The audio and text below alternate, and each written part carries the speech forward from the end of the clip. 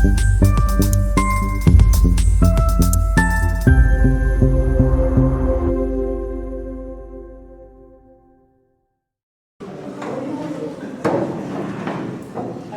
and welcome everyone to the Ankara College Foundation Schools and also to our presentation.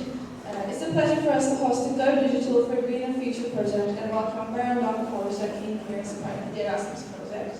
We're highly delighted to have all of you here as the Class 11C. Now we would like to call our school principal to message and on the stage for his speech.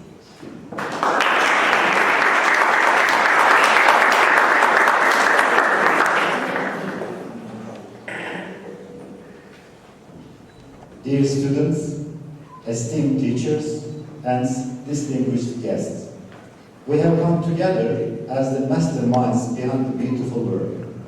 Our major theme is, as you know, Go Digital for a Greener Future. The studies done recently show that the most important issues our students worry about are climate change and environmental pollution. Therefore, we all have to give more importance to these issues on our schools and make our students more conscious about them. I hope that these studies will become the subject of many more schools in the near future, and together we can leave a greener and cleaner world to our children. I would especially like to thank our guest teachers who cooperated with us in this project and all our teachers who supported this study in our school. Thank you all for your cooperation.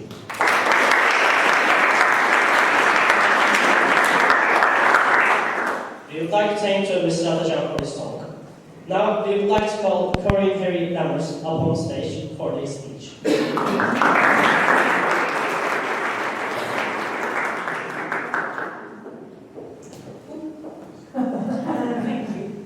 First of all, I would like to thank all of you for this wonderful reception, and we are very excited to be here in Turkey to work on this fantastic collaboration. Over a year ago, your school contacted our school, Day-1 College, to present your idea for this project. Initially, it was only shared in our English department, but we were already very excited.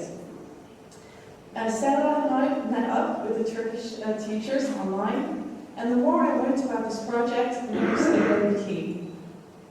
This project will focus on one of the most important issues that we face today: sustainability in the widest sense of the word. Because both our nations face problems with climate change, and because we struggle with different issues and we have found different solutions, there's much room to learn from each other. Now we only needed to convince Erasmus that this was the case. And this was not always an easy task. We met up every Wednesday for over a year to write our project proposal. Unfortunately, we faced some setbacks. I think after almost half a year of writing our proposal, our national agency, the Dutch National Agency, gave us feedback, which meant we completely had to rewrite the project. We did not let this setback or this bump in our road hold us back, and we rewrote the complete project. And I would like to take this moment to thank the Turkish teachers, and especially Gulsen and Hussein, for their hard work. And luckily this hard work paid off, because in this year of September, we heard that we would get our grant, and we heard as the Dutch teachers that only half of all the applications that were submitted actually received their grant, so we can be truly proud of ourselves. I already mentioned that both our nations have a lot to learn from each other, but our schools can learn from each other as well. Our school has a very strong problem-based education stream, and we really hope we can share our experience with you guys. But your school has a very strong drama program. I'm really excited to learn more about this program and how to implement this in my lessons so that I can use more creativity when I teach. I really look forward to the drama workshops, but I'm also a little bit nervous. I do think I will get an Oscar anytime soon. But again, we would really like to thank you for this reception. We're excited to be here, and we really look forward to work on this project that we will work together towards a more greener future. Thank you.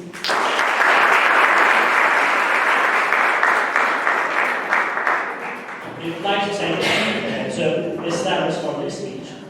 And now we would like to begin our presentations by giving a brief introduction about our school. So about the history, the Turkish Education Association, which stands for TED, was established in 1998 under Mustafa Kemal Atatürk's vision and leadership, and Ankara College was founded in 1931. It's the first Turkish school to use English as a medium of instruction, and now it has over 6,000 students, 700 teachers and support staff, and 35,000 alumni. Now about the quality policy and principles and our mission. As one of the Turkey's most established schools, our mission is to educate and raise citizens who are committed to the principles of Mustafa Kemal Atatürk and to the Republic of Turkey, who respect science and themselves, and who provide for humanity by using skills such as critical thinking, creativity, curiosity, and research. So about the campus, it's a pretty big and extensive campus, which provides an optimal educational environment for students to develop their creativity and imagination, thus making their school life more enjoyable. And it integrates all the basic elements of contemporary education, which is science, art, culture, and sports. New programs are being implemented to meet the growing needs of students, and this campus includes kindergarten, primary school, middle school, and high school, and we also have a school museum which was opened in 2008. About the campus life, Ankara College has many facilities for their students and their teachers, such as a science laboratory, science laboratories, which are equipped with highly technological and advanced tools, a high-tech class, 3D classrooms, and a planetarium, the Sports and Arts Center, many student clubs, school sports teams such as basketball, volleyball, swimming, table tennis, and badminton, an Olympic stadium, research libraries, auditoriums and conference halls, and an amphitheater. Academic programs include IB, Academic Science Program, A-Level, BTEC, and a National Program. And now let's watch an introductory video about it.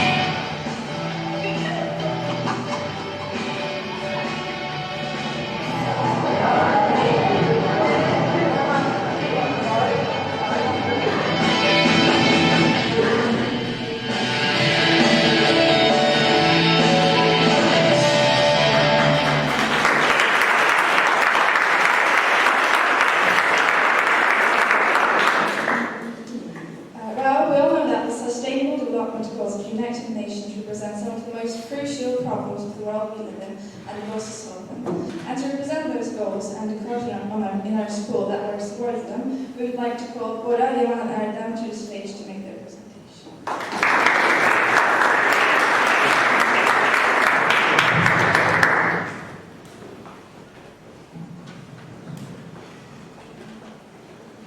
Hello everyone and welcome to our presentation. Today we will be talking about the Sustainable Development Goals set by the United Nations. Let me start by explaining what these goals are and their importance for the development and unity of all nations.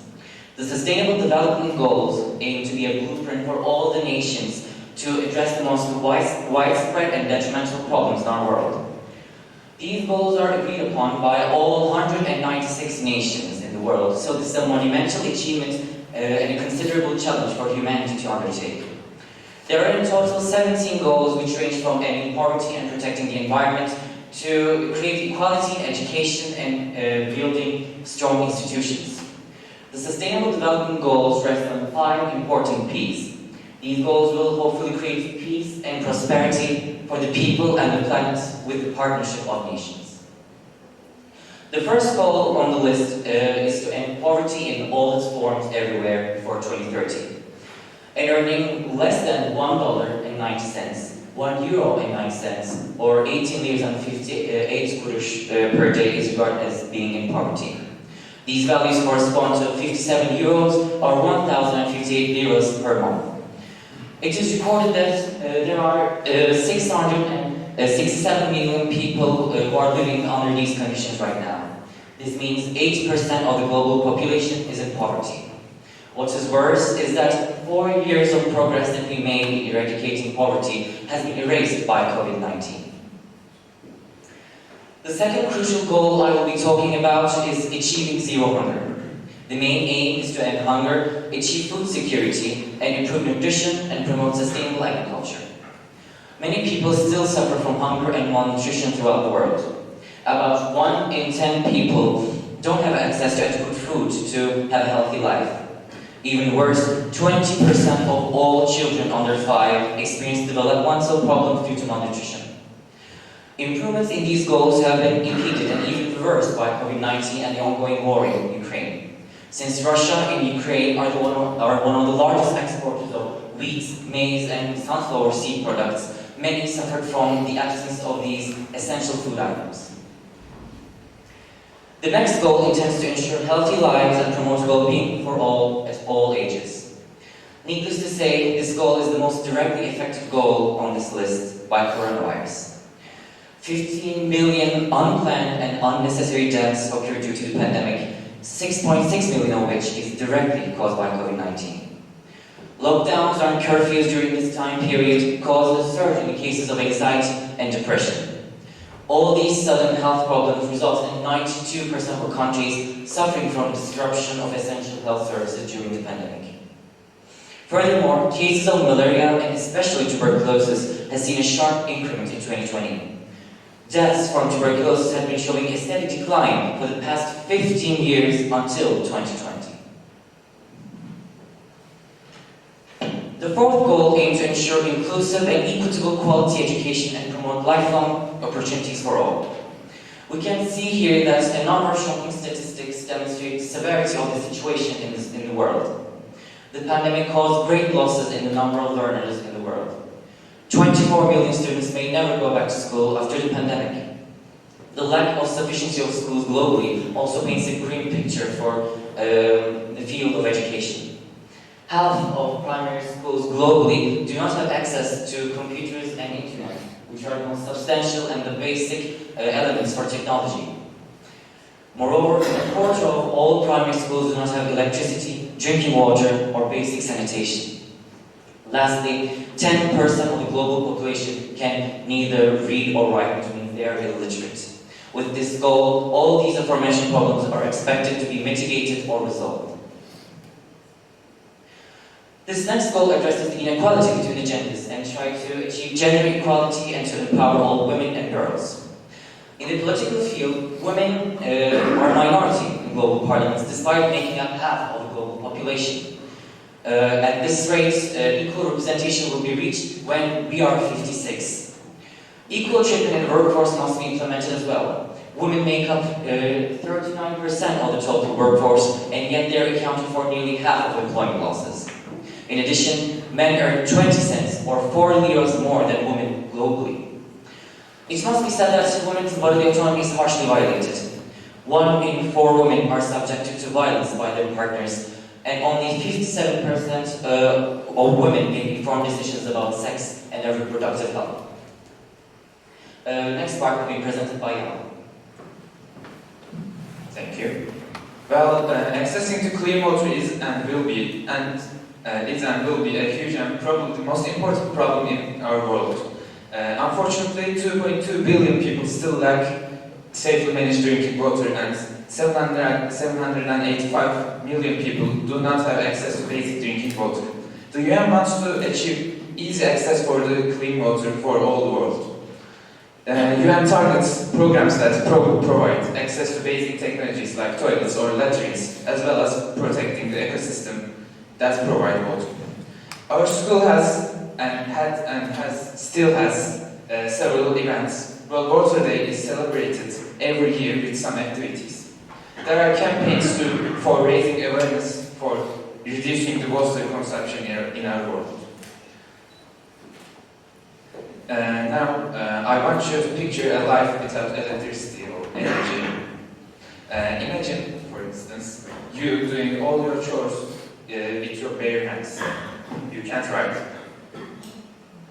That will be the situation in 100 years. Energy is essential to nearly every major challenge and opportunity. UN wants to emphasize a conversion to renewable energy sources and a dramatic improvement in efficiency everywhere.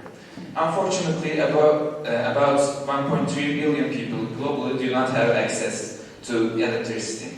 Our school has several clubs for these issues, like the Sustainability Club is the most important.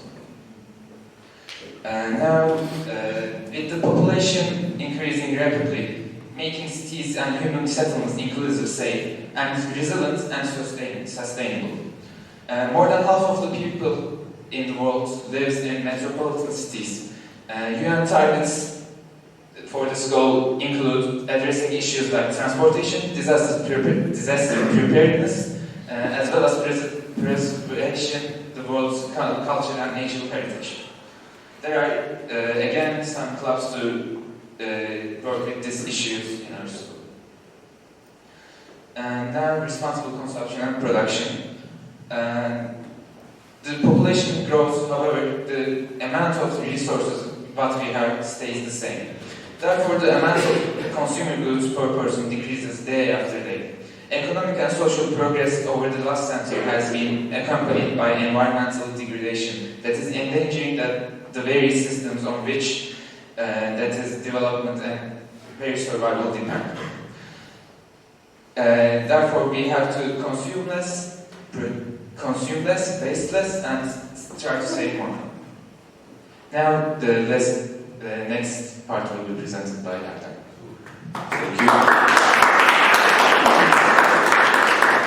So, moving on with the climate action goal, as you may also infer from its name, it appeals to one of the most crucial and important problems currently in our world, which is global warming. So basically and briefly, the aim of this goal is taking urgent action to combat climate change and its impact.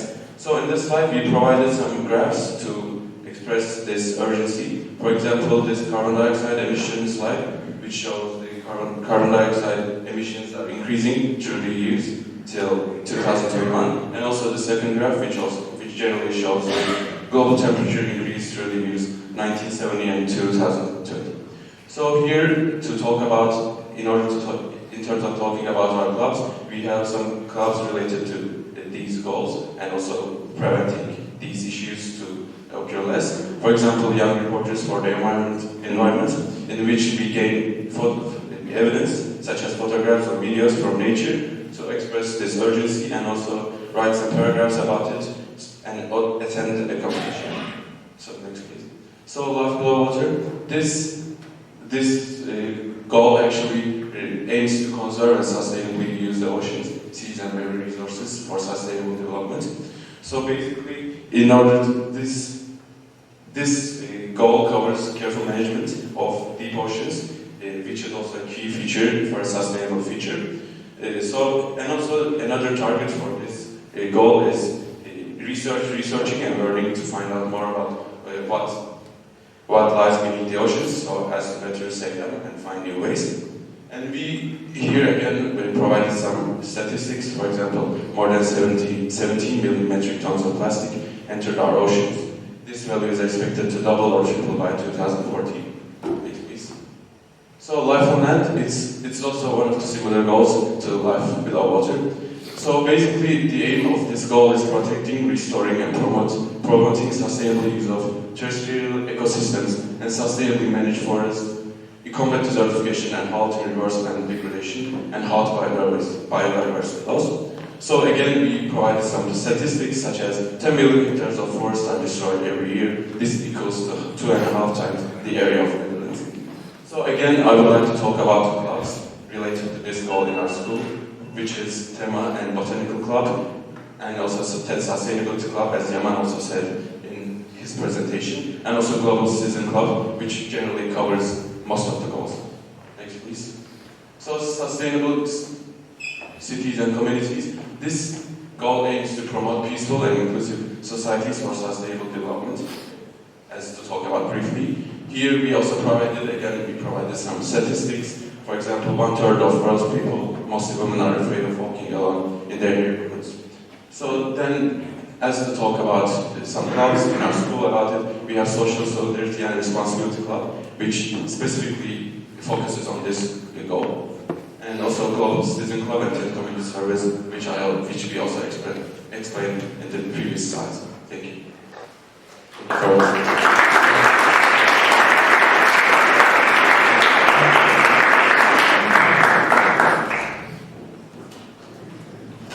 We would like to thank our friends for their presentations.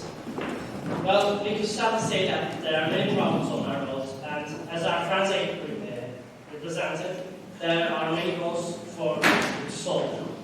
Today, among the Sustainable Development Goals, we have mostly focused on gender equality. And now, a few of our friends will show you slices of everyday life, which they have written, to demonstrate the gender inequality that actually appears frequently, but that sometimes goes unnoticed.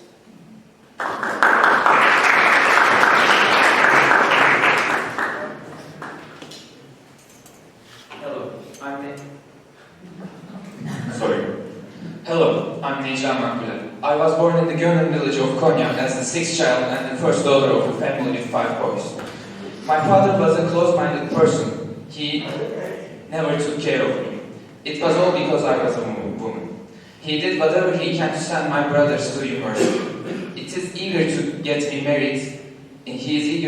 married right after I finished my high school education.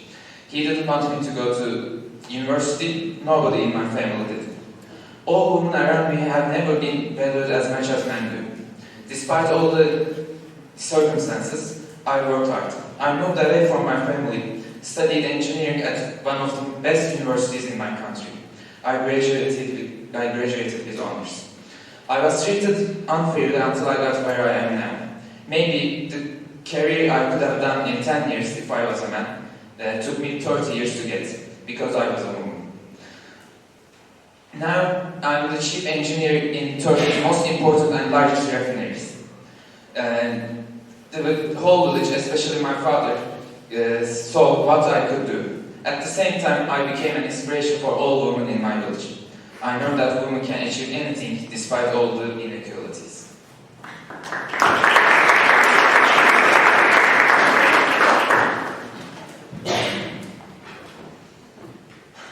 I'm Yusuf Haskaya. I've been a surgeon for the past 20 years and I can confidently say that I'm quite good at my job.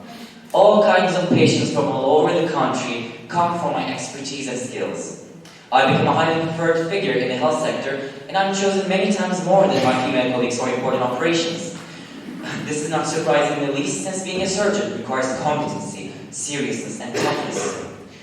This separation has been noticeable since university. I and my friends were easily favored by our professors and rose through the ranks while our female friends failed to succeed the same achievements in the same time period. As for salaries, I must say that I earn quite more than my colleagues. I especially make higher income than any female surgeons in the world, in the city. After all, competence and earnings go hand in hand.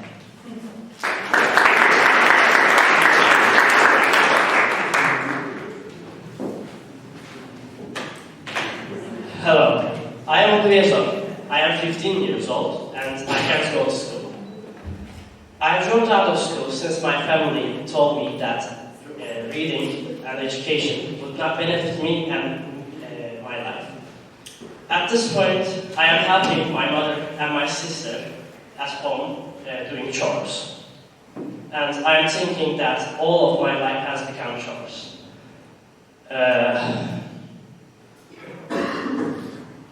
I can neither go to school, I can nor go to outside as I please, and I don't have any friends. I wish I could have friends like my brother who goes to school, and I wish that I could get an education. Thank you.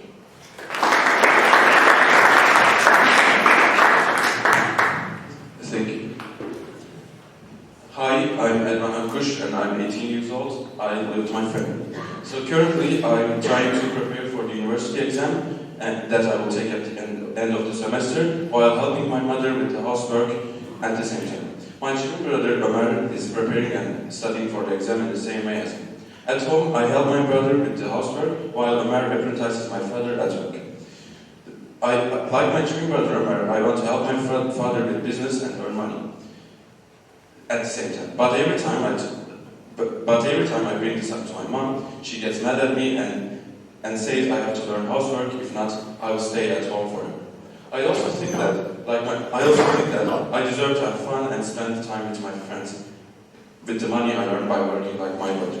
Once upon a time, I found an encyclopedia of ancient history, and after a little reading, I realized that I actually have an interest in history. I wish they would give me some money, like my brother, so I could at least visit the library, which is 30 minutes away from our village, by public transport. Thank you.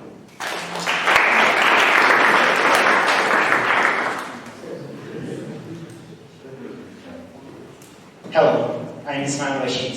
I am 17 years old. I'm in school right now and it's about to end. After school, I will return to my home. When I return, I will decide if I should walk in the forest path or if I should help my father in the fields. And I'm very happy because tomorrow is Saturday and I'm invited to a football match by my friends. I think I can go because I'm a boy and my parents do not step in my decisions. I played a goalkeeper in the match, so after the match, my jersey will get dirty and I will give them to my sister for her to wash. In my opinion, she has to wash them, and she has to do it because she has to learn how to do housework. I cannot imagine what else she can do if she doesn't learn how to do housework. Anyway, I'm planning to eat moussaka with meat when I get home. I'm sure that my mother will have made it because if she doesn't, my father gets angry with her and beats her.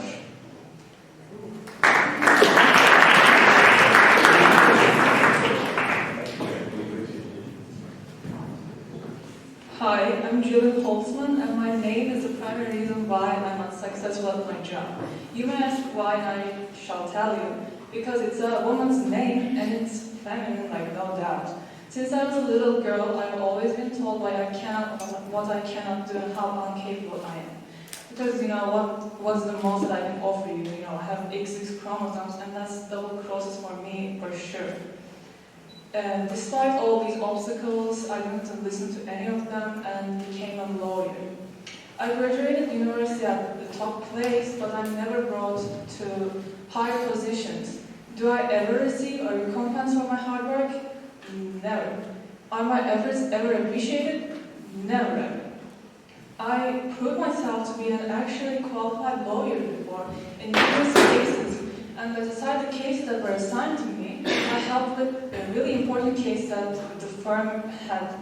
But, my name was actually never on the paper, and you have guessed it correctly, that's because it is a woman's name and it's feminine and not strong. And I'm actually sick of this inequality. As a person who has dedicated her life to serve justice, I'm facing the biggest injustice myself.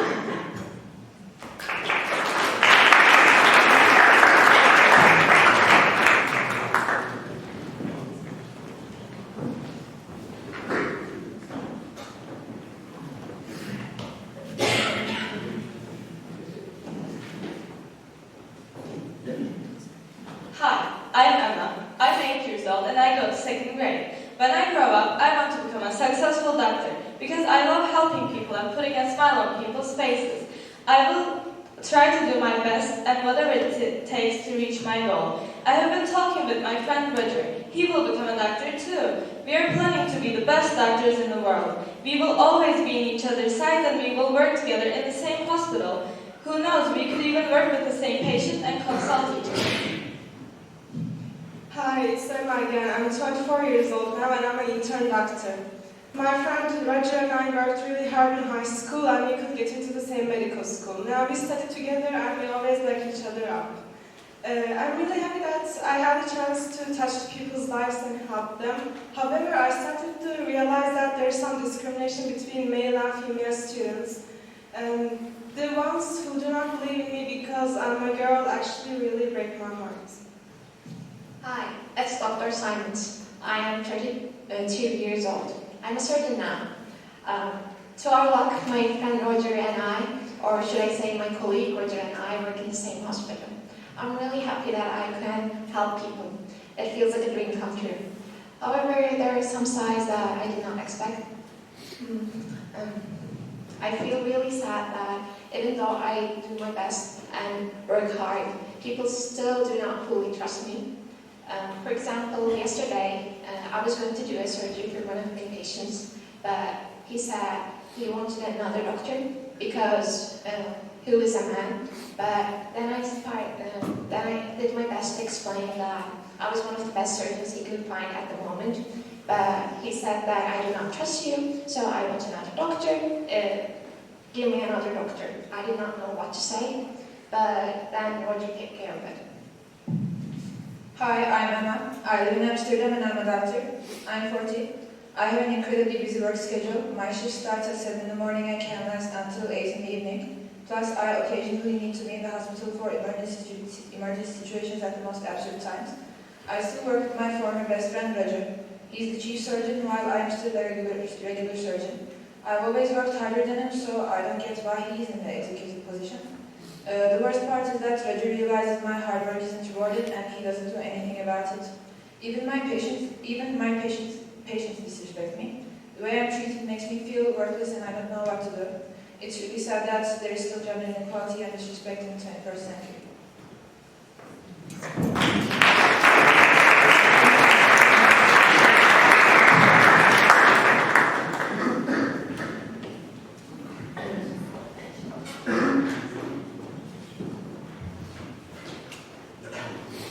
We would like to again thank our friends. In today's world, we have such issues that we cannot deal with alone. Such problems that are stated in the Sustainable Development Goals are now not just an individual's, not just one gender's, nor not just one country or one continent's problem, but the issue of the whole world. That's why, as humans, we should think and act together to solve these issues and leave ourselves and the next generations an equal, happy, and a healthy life. We would like to thank all the teachers who are taking part in this Erasmus project and supporting it. Thank you for listening.